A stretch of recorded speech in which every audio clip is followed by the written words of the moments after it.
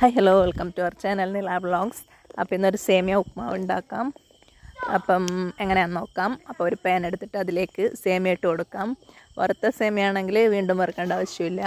ഞാനിത് വറുക്കാത്ത സേമിയാണ് എൻ്റെ കയ്യിലുള്ളത്. അപ്പം ഞാൻ അതൊന്ന് വറുത്തെടുക്കുന്നുണ്ട്.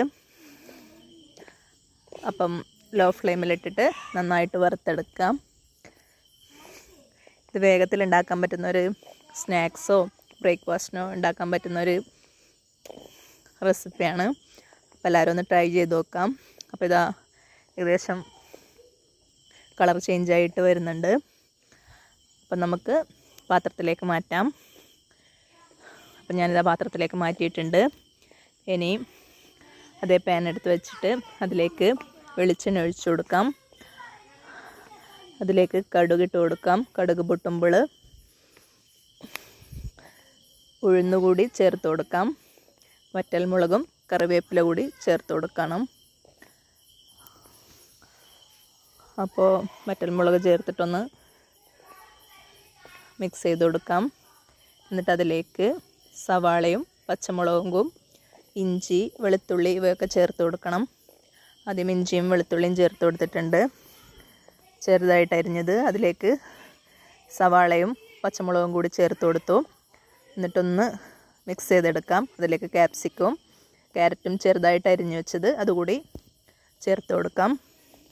നമ്മളെ ഇഷ്ടത്തിന് അരിയാട്ടോ. നീളത്തിൽ വേണമെങ്കിൽ നീളത്തിൽ, ചെറുതായിട്ട് വേണമെങ്കിൽ ഇതുപോലെ അങ്ങനെ വേണമെങ്കിൽ അരിയാം. കറിവേപ്പില ഞാൻ ഇപ്പോഴായിട്ട് കൊടുത്തത്. കറിവേപ്പില കൂടി ഇട്ട് കൊടുത്തിട്ടൊന്ന് നന്നായിട്ട് മിക്സ് ചെയ്ത് കൊടുക്കാം.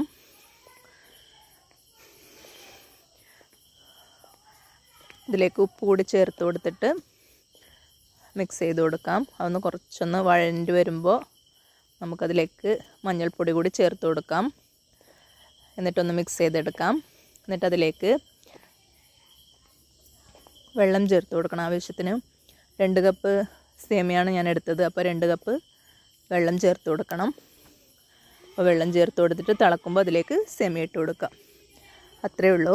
വേഗത്തിൽ ഉണ്ടാക്കാൻ വേണ്ടി പറ്റുന്നതാണ് കേട്ടോ. അപ്പം വെള്ളം ചേർത്ത് കൊടുത്തിട്ടുണ്ട്. എന്നിട്ടൊന്ന് മിക്സ് ചെയ്തിട്ട് അത് തിളക്കാൻ വേണ്ടി നമുക്ക് വെയിറ്റ് ചെയ്യാം. അപ്പോൾ ഇതാ തിള വന്നിട്ടുണ്ട്.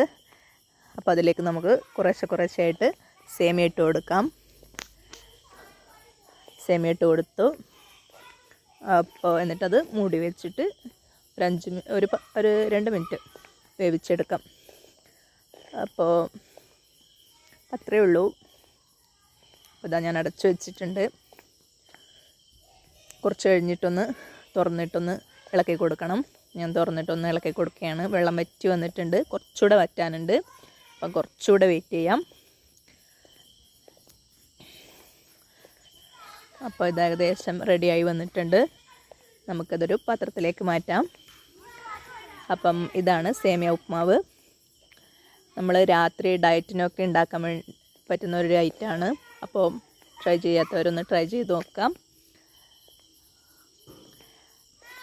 അപ്പോൾ അത്രയേ ഉള്ളൂ.